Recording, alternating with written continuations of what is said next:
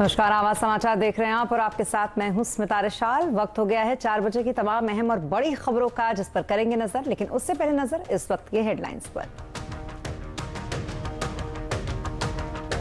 चिंता It's very difficult to say at what level we will pause because the situation is dynamic, the situation is extremely uncertain. महंगाई पर चिंता बरकरार। RBI ने लगातार तीसरी बार बढ़ाई दरें। 0.5% रेपो रेट बढ़ा। FY23 के लिए जीडीपी ग्रोथ लक्ष्य 7.2% पर बरकरार। रेपो रेट बढ़ने से फिर ईएमआई होंगी महंगी। Bank home, auto, personal loan के लिए खर्च करने होंगे ज्यादा पैसे। पुराने ग्राहकों पर भी बढ़ेगा बोझ। हफ्ते के आखिरी दिन बाजार फ्लैट बंद। आरबीआई क्रेडिट पॉलिसी के बाद ऊपरी स्तर से फिसला बाजार। बैंकिंग और आईटी शेयरों में हल्की खरीदारी। ऑटो, पावर, कंज्यूमर ड्यूरेबल शेयरों में दबाव। दिल्ली एनसीआर में फिर महंगी हुई पीएनजी। आईजीएल ने पीएनजी के दाम ₹2.63 बढ़ाकर अब ₹50.59 प्रति SCM किए। लागत बढ़ने के बाद किया। महंगाई के खिलाफ कांग्रेस का देश भर में विरोध प्रदर्शन। राहुल, प्रियंका समेत कई नेता हिरासत में। बीजेपी का वार। महंगाई सिर्फ बहाना और असली मकसद परिवार बचाना। कंपटीशन कमीशन के हाथ होंगे और मजबूत। विदेशी कंपनियों के साथ विलय और अधिग्रहण सौदे पर लेनी होगी एंटी ट्रस्ट कानून के तहत मंजूरी। कंपटीशन कानून में बदलाव को लेकर लोकसभा में बिल पेश। 22 चीनी लड़ाकू विमान ने ताइवान की मेरिडियन लाइन को किया पार। ताइवान रक्षा मंत्रालय का दावा। इधर जापान पहुंची अमेरिकी स्पीकर नैन्सी पेलोसी। 5G की आड़ से गरमाया स्मार्टफोन बाजार। त्योहारी सीजन से पहले तेज हुई 5G हैंडसेट की मांग। जल्द ही 10,000 में मिलेंगे 5G फोन।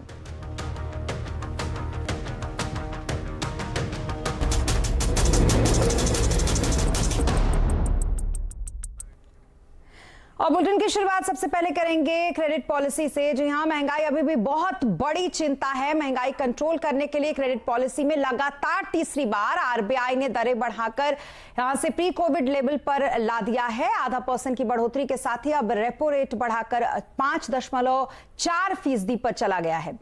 अब आरबीआई गवर्नर ने माना है कि महंगाई को लेकर अभी बहुत सारी चिंताएं हैं। हालांकि FY23 के लिए महंगाई का अनुमान 6.7% रखा है।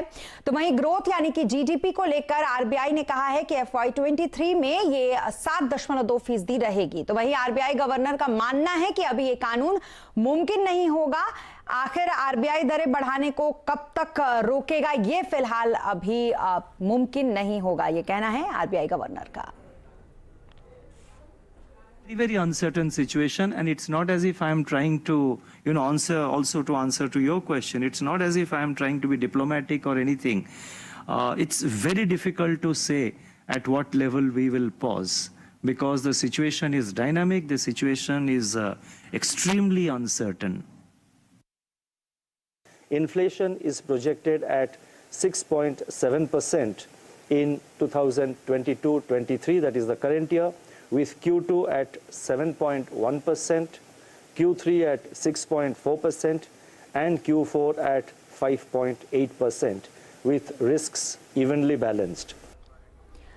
जी हाँ, तो अभी महंगाई कंट्रोल करने के लिए आरबीआई दरें लगातार बढ़ा रहा है, लेकिन इसका एक साइड ये है कि हमारी और आपकी ईएमआई लगातार अब बढ़ती जा रही है। आइए आपको दिखाते हैं कि किस तरीके से रफ्तार बढ़ी है हमारी ईएमआई की। विपिन भट्ट जी हमारे साथ जुड़ रहे हैं। विपिन जी, जरा समझाइए ईएमआई का जो ये बोझ है, इसकी क्या कुछ कहानी होगी अब? जी बिल्कुल, तो आज एक बार फिर से ब्याज दरों में बढ़ोतरी हो चुकी है और अगर ब्याज दरें या रेपो रेट बढ़ा है तो तय है कि आपकी ईएमआई भी बढ़ेगी, भले ही आप नया लोन लेने जाएं या फिर आप पुराने ग्राहक ही हों। अब देखिए कैसे क्या होने वाला है। अगर हम पहले एक नज़र डालने की दरें कब तक बढ़ी हैं, अभी तक 140 बेसिस पॉइंट का इजाफा हो गया है। 4 अप्रैल को 40 बेसिस पॉइंट, तो रेपो रेट बढ़कर हो गया था 4.4%।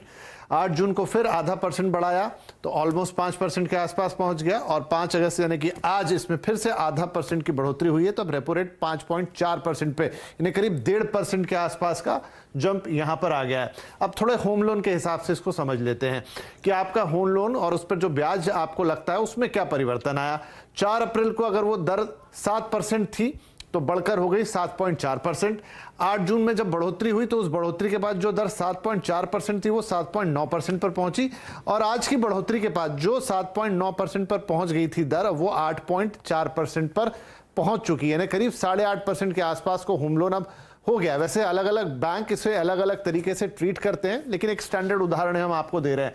अब अगर बैंक मान लीजिए कि आधा % है, जो बढ़ोतरी आज हुई है उतनी की उतनी बढ़ोतरी कर देते हैं आपके होम लोन में, और अगर 50 लाख का होम लोन है वो 20 साल के लिए आपने लिया है, तो देखिए कितना अंतर आएगा। पहले ये 7.75% पर था तो 41,047 रुपए की आपकी EMI आ रही थी, और वो EMI जब ये 8.25% पर पहुंच जाएगा, यानी कि आज की जो बढ़ोतरी है आधा % की वो पूरी की पूरी लागू कर दी जाए, तो 42,603, यानी करीब करीब आपका यहाँ पर 1,500 रुपए से कुछ ज्यादा का इजाफा आपके होम लोन की किस्त में हो जाएगा, 1,556 रुपए टू बी प्रिसाइज। अब कुछ और उदाहरण देख लेते हैं। ये 50 लाख का लोन था, कुछ और लोन से हम समझेंगे कि कितनी ये EMI बढ़ सकती है।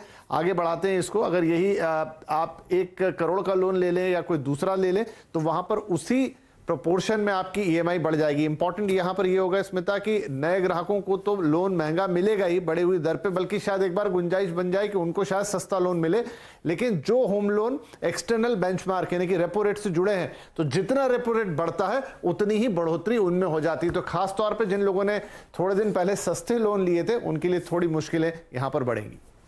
जी, बहुत शुक्रिया तमाम डिटेल्स के लिए विपिन जी आपका। तो ये रहा वो खाका जो उन्होंने बताया आपको कि किस तरीके से आप पर बोझ पड़ेगा EMI का। लेकिन फेडरल बैंक के ED आशुतोष खजूरिया जी ने कहा है, उनका कहना है कि कर्ज महंगा होने का सिलसिला अभी आगे रुकने वाला नहीं है, RBI आगे और दरें अभी बढ़ाएगा। बहुत ही कम है ऐसे तादाद में जिनका अनुमान है कि ये 6 के ऊपर जाएगा रेपो रेट। अब वो उसको पहले 50-50 करके पहले बढ़ा लेते हैं, या शुरू उसकी पेस जो है वो धीमी रखते हुए 25-35 इस तरह से चलते हैं, इसमें विकल्प हो सकता है। तो अगर आपको 6% की ओर बढ़ना है तो आपने शुरू में ये तीसरा आपने देखा 50-50 की तीसरी हाइक हुई है, मतलब 150 बेसिस पॉइंट हम बढ़ चुके हैं तकरीबन। इनफैक्ट अगर आप देखें तो इनफैक्ट 540 पे आज आ चुके हैं, 140 बेसिस पॉइंट की वृद्धि हो चुकी है, 40-50-50 ऐसे। तो महंगाई पर ब्याज दरें बढ़ने का कितना दिखेगा असर, और महंगाई अभी भी कितनी बड़ी चिंता है, आज आवाज अड्डा में इसी पर करेंगे बड़ी चर्चा शाम 7:57 पर।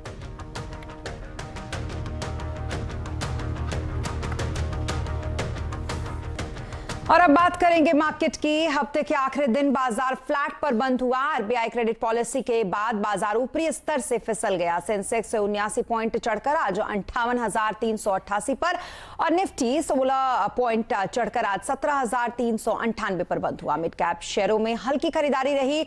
मार्केट का हाल समझने के लिए अब यतिन के पास चलते हैं और जानते हैं क्या कुछ रहे आज मार्केट के हाइलाइट्स। यतिन बताइए क्या कुछ रहे आज मार्केट के हाइलाइट्स। तो RBI पॉलिसी के बाद हमने देखा बाजार ऑलमोस्ट फ्लैट मूड में था। अगर हम बाजार की बात करें तो सिलेक्टिवली ही आज कारोबार में आपको तेजी देखने को मिली। हालांकि अगर आप NSE का एडवांस डिक्लाइन रेशियो देख लें तो 10:8 था, यानी बुल्स के कब्जे में आज का बाजार आपको देखने को मिला। ब्रॉडली अगर हम सेक्टोरली बात करें तो बैंक्स में और सिलेक्ट सीमेंट स्टॉक्स में आपको खरीदारी दिखी। और अगर हम प्रॉफिट बुकिंग की बात करें तो ऑटो, मेटल्स और फार्मा शेयर्स थोड़े बहुत दबाव के साथ बंद हुए। जी, और इसके अलावा यतिन आपसे सेक्टर्स भी समझना चाहेंगे कि किन सेक्टर्स में तेजी और कहां आज मंदी दिखी। तो देखिए, निफ्टी गेनर्स की अगर हम बात करें तो यहां आपको सीमेंट शेयरों का दबदबा दिखेगा। टॉप गेनर्स की लिस्ट में आपको अल्ट्राटेक सीमेंट और श्री सीमेंट दोनों ही स्टॉक्स लगभग 3.25% के आसपास ऊपर दिखाई देंगे। इसके अलावा हैवी वेट्स में ICICI बैंक लगभग 2% ऊपर, और उसी तरीके से UPL में भी आपको तेजी आती हुई नजर आई। लूजिंग एंड पे थोड़े बहुत मेटल शेयर्स और ऑटो शेयर्स थे। हिंडाल्को, ब्रिटानिया, खास करके M&M की अगर हम बात करें तो रिजल्ट्स के बाद यहाँ प्रॉफिट टेकिंग देखने को मिली, और आयशर मोटर्स में भी लगभग 2% की गिरावट आती हुई दिखाई दी। गेनर्स की बात करें तो गोल्ड फाइनेंसर, मन्नापुरम फाइनेंस में, और उसके बाद FDC, NBCC जैसे स्टॉक्स में आपको 4 से 5% की तेजी दिखी। लूजिंग एंड पे आपको वेंकीज बहुत दिनों के बाद यहाँ प्रॉफिट टेकिंग आती हुई दिखाई दी, 11% नीचे। इसके अलावा अदानी ट्रांसमिशन, गुजरात एल्कलीज और वेल्सपन कॉर्प कमजोर नतीजों के बाद 5 से 6% गिरते हुए नजर आए। जी, बहुत शुक्रिया तमाम मार्केट अपडेट और डिटेल्स के लिए आपका यतीन। तो ये रहे मार्केट के अपडेट्स और अब बात करेंगे कांग्रेस की। दरअसल महंगाई और जीएसटी और केंद्र सरकार की नीतियों के खिलाफ कांग्रेस ने संसद से सड़क तक आज प्रदर्शन किया। पहले सोनिया गांधी ने कांग्रेसी सांसदों के साथ संसद में काले कपड़े पहनकर नारेबाजी की और इसके बाद राहुल गांधी संसद से राष्ट्रपति भवन तक मार्च पर निकले।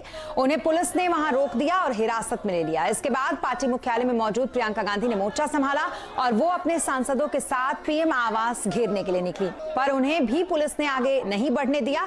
इसके बाद वो सड़क पर ही बैठ गई, फिर पुलिस ने उन्हें भी हिरासत में ले लिया। इस प्रदर्शन में कांग्रेस के तमाम बड़े नेता भी शामिल हुए। अजय माकन, सचिन पायलट, हरीश रावत, अविनाश पांडे सहित कई बड़े नेताओं को पुलिस ने हिरासत में लिया। वहीं संसद से राष्ट्रपति भवन तक मार्च निकालने के दौरान हिरासत में लिए जाने को राहुल गांधी ने लोकतंत्र की हत्या करार दिया। हम शांति से राष्ट्रपति भवन जाना चाह रहे थे। सारे के सारे एमपीज हैं राज्यसभा और लोकसभा के, मगर यहाँ पे हमें अलाउ नहीं किया जा रहा। हम महंगाई के मुद्दे पे, बेरोजगारी के मुद्दे पे हम यहाँ खड़े हैं। ये आपको जाने क्यों नहीं दे रहे हैं? ये आप उनसे पूछिए। वो तो बोलते हैं लोकतंत्र की हत्या हो रही है। हाँ, वो यहाँ पे हम सब आए थे, एक एक करके घसीट के ले गए। 2-3 को मारा भी है।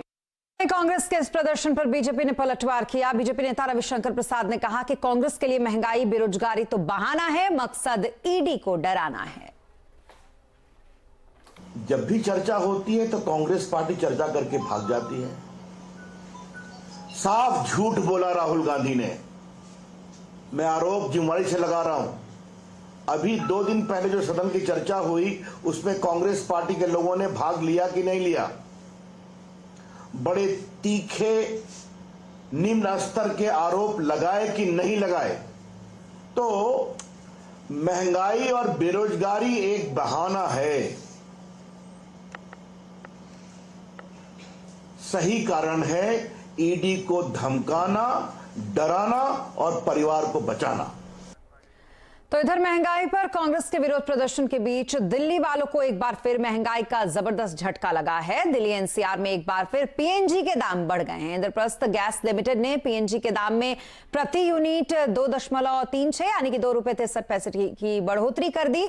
इसके साथ ही बीते 2 हफ्ते से भी कम वक्त में पीएनजी की कीमतों में यह दूसरी बार इजाफा किया गया है। और अब बात करेंगे टेलीकॉम अपडेट की।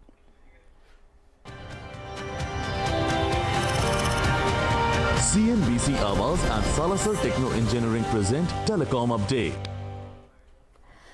5G सेवाओं की शुरुआत से पहले 5G हैंडसेट की मांग में भारी बढ़ोतरी देखने को मिल रही है। आईडीसी की रिपोर्ट के मुताबिक 2022 में 5G हैंडसेट की शिपमेंट में 4G हैंडसेट को पीछे छोड़ देगी। देखिए इस रिपोर्ट में। अभी सिर्फ 5G स्पेक्ट्रम की नीलामी हुई है और हो सकता है कि अगस्त से कहीं कहीं सेवा शुरू हो जाए, लेकिन 5G हैंडसेट्स 2 साल से बिक रहे हैं और अब इनकी मांग तेजी से बढ़ने वाली है। जानकारों के मुताबिक त्योहारी सीजन में 5G हैंडसेट्स की शिपमेंट 4G हैंडसेट्स को भी पीछे छोड़ देगी। 2020 में 5G हैंडसेट की बाजार में एंट्री हुई थी और अब तक 5 करोड़ से ज्यादा हैंडसेट बाजार में आ चुके हैं। मार्केट इंटेलिजेंस फर्म आईडीसी के मुताबिक 2022 के अंत तक 9 से 10 करोड़ हैंडसेट बाजार में उपलब्ध होंगे, जो कि भारत में कुल स्मार्टफोन का 15% होगा। By this year end, we believe it will be around 90-95 million, about 9.5 crore people out of 55-56 crore smartphone users will be holding 5G devices. By next year end, certainly on an annualized basis in a shipment, it should cross 10 crore plus, 100 million plus in a year. And that's because there'll be network availability as well, and more 5G devices are coming in. By that time, probably if the cost of the components also is expected to rationalize, so we will see that availability of devices from 10 to 15,000 as well next year. अब तक 5G handsets के 72 model बाजार में आ चुके हैं और इनकी कीमतों में भी लगातार गिरावट हो रही है। शुरुआत में 5G हैंडसेट की कीमत 20,000 रुपए तक थी। अब 5G हैंडसेट 15,000 में उपलब्ध हैं। जानकार मानते हैं कि साल के अंत तक 10,000 रुपए तक के 5G हैंडसेट भी बाजार में आ सकते हैं। अगर मोबाइल फोन की बात कर ले तो यहाँ पर देखा जाएगा कि क्या 4G से ज्यादा फोन मार्केट में अवेलेबल होंगे? मुझे लगता है होंगे। वो इसलिए होंगे क्योंकि एक 5G फोन जो होता है वो दो लोगों पे डिपेंड करता है। एक है प्रोसेसर कंपनी पे और दूसरा है हैंडसेट ब्रांड पे। अब प्रोसेसर कंपनी की बात कर ले तो प्रोसेसर कंपनी आजकल मतलब पिछले 1-1.5 साल से लगातार 5G चिपसेट्स ही लॉन्च कर रही है, तो ऑटोमेटिकली 4G चिपसेट वाले फोन कम आ रहे हैं। दूसरा ब्रांड हमेशा चाहेगा कि अपने लेटेस्ट फोन्स लेकर आए मार्केट में, जो लेटेस्ट नेटवर्क को सपोर्ट करें, और उसमें नंबर 1 आएगा 5G। ग्राहक को अपनी ओर खींचने के लिए टेलीकॉम कंपनियां शुरुआत में 5G सेवाओं के दाम 4G जितना ही रख सकती हैं। ऐसे में ज्यादा से ज्यादा ग्राहक जल्दी ही 5G सेवाएं अपनाना चाहेंगे। असीम मनचंदा, दिल्ली। और अब बात इंडिगो की करेंगे, जिसने पैसेंजर के लिए एक अच्छी खबर दी है। आने वाले दिनों में इंडिगो की फ्लाइट में यात्रा करने के बाद आपको विमान से बाहर निकलने के लिए ज्यादा इंतजार नहीं करना पड़ेगा। इंडिगो अपने तीनों दरवाजों से निकासी की व्यवस्था करेगी। इससे यात्री विमान से जल्द ही बाहर निकल पाएंगे। इंडिगो इस तरीके के सिस्टम को लागू करने वाली दुनिया की पहली एयरलाइन बन गई है। ये नई प्रक्रिया शुरुआत में इंडिगो के A320 और A321 विमानों में लागू होगी। दिल्ली, मुंबई और बेंगलुरु जैसे एयरपोर्ट से इसकी शुरुआत की जाएगी। सोशल स्टॉक एक्सचेंज में निवेश पर इनकम टैक्स में 100% छूट मिल सकती है। सूत्रों के मुताबिक वित्त मंत्रालय इस प्रस्ताव पर विचार कर रहा है। आपको बता दें कि BSE या NSE की तरह SEBI regulated social stock exchange बनने वाला है, जहां पर सोशल कॉज के लिए फंडिंग जुटाई जा सकेगी। डिटेल लेते हैं आलोक प्रियदर्शी से। आलोक, ये बताइए कि इनकम टैक्स छूट को लेकर प्रस्ताव क्या कुछ है, और ये भी बताइए कि सोशल स्टॉक एक्सचेंज में क्या कुछ होने वाला है। देखिए, जो टैक्स पेयर डोनेशन के जरिए इनकम टैक्स डिडक्शन लेते हैं या फिर लेना चाहते हैं, उनके लिए एक और एवेन्यू खुल रहा है, और वो एवेन्यू है सोशल स्टॉक एक्सचेंज। दरअसल बजट 2019-20 में वित्त मंत्री ने इस सोशल स्टॉक एक्सचेंज का ऐलान किया था, जिसका मकसद था खास तौर से जो सोशल कॉज है यानी सामाजिक उद्देश्य है, उनके लिए एडिशनल फंडिंग को मोबिलाइज करना। इसके तहत जो सेबी है वो इस पूरे सोशल स्टॉक एक्सचेंज को रेगुलेट करेगा, जैसे कि NSE और BSE करता है। हालांकि इस जो सोशल स्टॉक एक्सचेंज में जो लोग भी पैसा लगाएंगे यानी कि निवेश करेंगे, वो एक तरह से डोनेशन होगा और इस निवेश से कोई मुनाफा नहीं कमाया जा सकेगा। लेकिन इस पूरे सोशल स्टॉक एक्सचेंज को सेबी के नियमों के जरिए ही रेगुलेट होगा। हाल ही में सेबी ने इसके लिए जो फ्रेमवर्क है उसके लिए नोटिफिकेशन जारी कर दिया है, और इसमें जो भी सोशल एंटरप्रेन्योर्स या नॉन प्रॉफिट ऑर्गेनाइजेशंस होंगे, वो शर्तों को पूरा करके इस सोशल स्टॉक एक्सचेंज पर अपनी लिस्टिंग करा सकते हैं और वहां से वो फंडिंग ले सकते हैं। तो कुल मिलाकर पूरी कोशिश यही है कि जो सोशल कॉज के लिए जो एडिशनल फंडिंग है उसको मुहैया कराया जाए, और खासतौर से जो टैक्स जो डिडक्शन है ATG के तहत इसको शामिल करके टैक्स पेयर्स को भी डोनेशन देने पे इनकम टैक्स का डिडक्शन का फायदा दिया जाए। जी, बहुत शुक्रिया तमाम डिटेल्स के लिए आलोक आपका। और अब विदेशी कंपनियों के साथ मर्जर और अधिग्रहण सौदे पर एंटी ट्रस्ट कानून के तहत मंजूरी लेनी होगी। सरकार ने कंपटीशन कानून में बदलाव के लिए लोकसभा में बिल पेश किया है। इस बिल से कंपटीशन कमीशन को ज्यादा अधिकार मिलेंगे। सरकार का मकसद है ग्लोबल टेक कंपनियों के विस्तारवाद पर नकेल कसना। इस बिल के पास होने के बाद 2000 करोड़ से ज्यादा के विदेशी अधिग्रहण और विलय के सौदों पर लेनी होगी CCI की मंजूरी अब अनिवार्य कर दी गई है। इतना ही नहीं, CCI को जांच, रेड और सीजर के अधिकार भी होंगे। CCI को 1 करोड़ की बजाय 5 करोड़ तक जुर्माना लगाने का भी अधिकार होगा। साथ ही विलय और अधिग्रहण सौदे की मंजूरी की समय सीमा 210 दिन से घटाकर अब 150 दिन हो जाएगी। और अब बात चीन की करेंगे। ताइवान के खिलाफ चीन का रवैया और भी ज्यादा आक्रामक हो गया है। खबर है कि उसने युद्धाभ्यास के बहाने कई मिसाइलें दागी हैं। बताया यह जा रहा है कि चीन की दागी हुई करीब 11 मिसाइलों में से 5 मिसाइलें जापान के इलाके में जाकर गिरी हैं। जापान के रक्षा मंत्रालय ने इस मिसाइल की हमले की तस्वीर भी साझा की है। तो वहीं चीन के इस मिसाइल टारगेट से दुनिया में हड़कंप मच गया है। दरअसल अमेरिकी संसद की स्पीकर नैन्सी पेलोसी की ताइवान यात्रा से चीन भड़क गया है, और पेलोसी के लौटते ही चीन ने ताइवान ताइवान की सीमा के आसपास घेराबंदी शुरू कर दी थी, लेकिन चीन ने इसे युद्धाभ्यास का नाम दिया है। और इसी के साथ इस बुलेटिन में फिलहाल इतना ही। आप बने रहें CNBC आवाज के साथ। नमस्कार।